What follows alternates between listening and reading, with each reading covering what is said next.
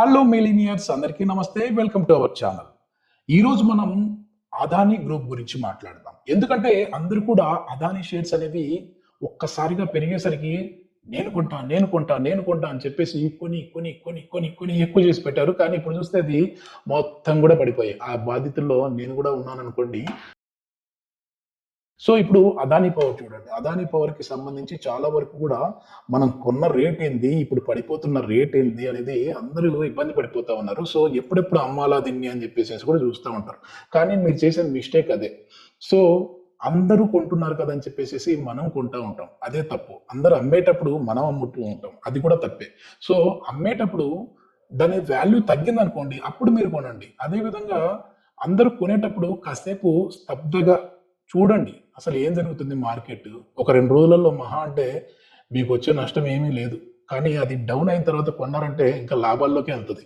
కానీ మీరు ఏదైనా సరే ఇప్పుడు ఈ అదానీ గ్రూప్ కావచ్చు, ఇంకోటి కావచ్చు, టాటా కావచ్చు, ఇంకోటి కావచ్చు. నేనేంటంటే ఇక్కడ పేర్లు ఎందుకు చెప్తా ఉన్నా అంటే చాలా వరకు సెప్టెంబర్‌లో వచ్చేసేసి 23, 24 తారీఖున భారీగా అదానీ షేర్స్ అనేవి పెరిగిపోయాయి. ఎందుకంటే వాళ్ళకి సెబీ నుంచి కూడా దానికి క్లీన్ చిట్ రావడము, ఆర్థికంగా వీళ్ళు నిలదొక్కుకోవడం ఇవన్నీ చూస్తా ఉన్నాం. కాబట్టి ఒక్కసారిగా పెరిగిపోతా ఉన్నాయి. ఆ టైంలో కొన్నాము. సో, అన్నీ కూడా మైనస్‌లోకి వెళ్ళిపోతా ఉన్నాయి. కానీ ఇప్పుడు మైనస్‌లోకి వెళ్ళిపోయాయి కదా! అని చెప్పేసి అమ్మాలని చూస్తా ఉంటారు. కానీ అదానీ షేర్స్‌ని అప్పుడే అమ్మకండి మీరు. అంటే ఏ షేర్స్ అయినా కావచ్చు. మీరు కొన్న తర్వాత వెంటనే అమ్మకండి. దానికోసం ఒక టైం అనేది పెట్టండి. ఇప్పుడు మనం ఇన్వెస్ట్‌మెంట్ పెడుతున్నామంటే ఇదేదో రేపే వస్తదని చెప్పేసేసి కాదు గదా!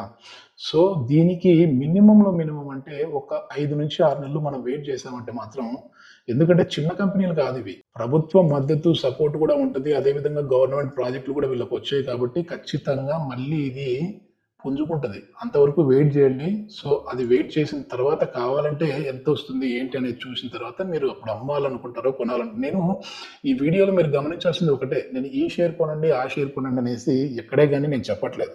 మీరు కొన్న షేర్లు ఏవైనా కావచ్చు. వాటిని వెంటనే అమ్మకండి. అమ్మారు అని అంటే మాత్రం నష్టపోతారు. ఎప్పుడైనా సరే మార్కెట్ అనేది ఫ్లక్చుయేట్ అయితానే ఉంటది. పైకి, కిందికి చూడండి మీరు. మన జీవితంలోనే ఇది కూడా ఒడిదుడుకులు వస్తూనే ఉంటాయి, పోతూనే ఉంటాయి కదా! అంటే రాత్రి పగల్లాగా. రాత్రి ఉంటది, పగలు ఉంటది. మళ్ళీ తెల్లారితే సూర్యుడొస్తాడు. రాత్రి అయితే చంద్రుడొస్తాడు. అట్లే ఇది కూడా మార్కెట్ డౌన్ అవుతా ఉంటది, అప్ అయితా ఉంటది. డౌన్ అవుతా ఉంటది, అప్ అయితా ఉంటది. సో, మనం లాంగ్ టర్మ్ ఉన్నాము అని అంటే మాత్రం ఖచ్చితంగా దీంట్లో మంచి ప్రాఫిట్ తెచ్చుకోవచ్చు. ఒక్కసారిగా ఈ అదానీ పవర్‌కి సంబంధించి మనం చూద్దాము. అంటే మరీ 10 ఏళ్ల కిందకి ఎళ్ళడం వద్దు. సో, ఒక 2, 3 సంవత్సరాల కిందకి వెళ్ళిపోదాం. అంటే 2022 ఆగస్టు 1 తారీఖున దీని షేర్ వాల్యూ ఎంతుంది? రూ. 80 ఉంది. ఇది ఇప్పుడు ఎంతవరకు హైయెస్ట్ వెళ్ళిపోయింది? 180 వరకు వెళ్ళిపోయి మళ్ళీ ఇప్పుడు ఎక్కడికి పడిపోయింది? 146కి పడిపోయింది. సో, ఇది పడిపోవడం కాదు. హెచ్చు తగ్గులొచ్చాయి. కాబట్టి మళ్ళీ పెరిగే అవకాశం అయితే ఉంది కదా! కాబట్టి వెంటనే మీరు అమ్ముకోకండి. మినిమమ్ అయితే ఒక 2, 3 సంవత్సరాల వరకైతే షేర్స్‌ననేది హోల్డ్ చేసి పెట్టండి. అందరూ గూడా చాలా కంగారు పడిపోయారు. అందులో నేను గూడా ఉన్నాననుకోండి. అదానీ షేర్స్ ఎందుకిట్లా పడిపోతున్నాయి? ఎందుకిట్లా పడిపోతున్నాయి? అసలు అమ్మేయాలనా? కొనాలనా? ఏంటి? ఒకానొక టైంలో అయితే మనం అందరం కొనడంతో ఒక రోజు వరకు అది అసలు యాడ్ అవ్వలేదు. మన పోర్ట్‌ఫోలియోకే యాడ్ అవ్వలేదు. సో, ఏంటి అసలు మొత్తం పోయిందా? అనేసి గూడా కంగారు పడిపోయారు.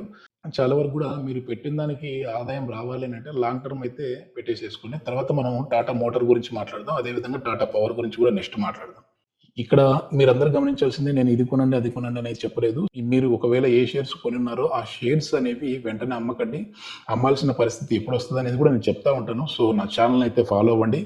Please subscribe our channel. అదేవిధంగా ఈ ఇన్ఫర్మేషన్ మీకు యూజ్ అవుతుంది అని అనుకుంటే నన్ను ఫాలో అవుతూ ఉండండి. మీ ఫ్రెండ్స్ అండ్ ఫ్యామిలీ, రిలేటివ్స్ అందరికి గూడా ఈ వీడియోని షేర్ చేయండి. ఎందుకంటే ఫ్యూచర్‌లో మనకొచ్చేసేసి మొత్తం షేర్స్ మీదనే నడుస్తా ఉంటది. మన పెట్టుబడి ఇప్పుడు మంచిగా మనకు రిటర్న్స్ రావాలంటే అది ల్యాండ్ మీదన్నా పెట్టాలి, లేదంటే షేర్ మీదన్నా పెట్టాలి. సో, ఒకప్పుడు ఏంటంటే మనం ఇవి కొనాలి, అవి కొనాలి, అది చేయాలి, ఇది చేయాలి అన్నట్లు ఉంటది. కానీ ఇప్పుడు అట్లా కాదు. మనం ఓ 10,00,000 వరకు తీసి షేర్స్‌లో ఇన్వెస్ట్ చేసి పెట్టాము అనంటే ఫ్యూచర్‌లో అంటే ఇప్పటికి కాదు. మీకు పాప పుట్టిందో, బాబు పుట్టారనుకోండి. ఒక వాళ్ళ పెళ్లి ఏజ్ వచ్చిందనుకోండి. ఈజీగా 10,00,000 అనేది రూ. 1,00,000 కూడా అవ్వచ్చు. సో, లేదంటే వాళ్ళ స్టడీ వరకు చూసుకుందాం మనం. పెళ్లి వరకు అవసరం లేదు. స్టడీకొచ్చేసరికి చూసామనుకోండి, ఈజీగా ఒక 30-40 లక్షలు వచ్చే విధంగా ఉంటది. అంటే మనం కరెక్ట్ సెలెక్టివ్‌గా ఎంచుకొని షేర్స్ పెట్టాలి. మ్యూచువల్‌లో పెట్టాలా? ఎస్ఐపిలో పెట్టాలా? లేదంటే ఈటీఎఫ్‌లో పెట్టాలా? లేదంటే ఈక్విటీ లాగా అంటే మనం జస్ట్ కొని అమ్మడం చేయాలా? లేదంటే ఇంట్రా ట్రేడింగ్ చేయాలా? ఈ ఇంట్రా ట్రేడింగ్ జోలికైతే ఎళ్ళకండి. ఎందుకంటే చాలా వరకు కూడా అది ఏదో తోపులు, తురుములు ఏస్తా ఉంటారు అన్నట్లు అంటుంటారు గానీ, పెద్దగా మనకు కూడా దాని గురించి ఐడియా లేదు. మనకు దాని జోలికి వద్దు. ఎంతవరకున్నా దీని మీద మనం ఫోకస్ చేద్దాం.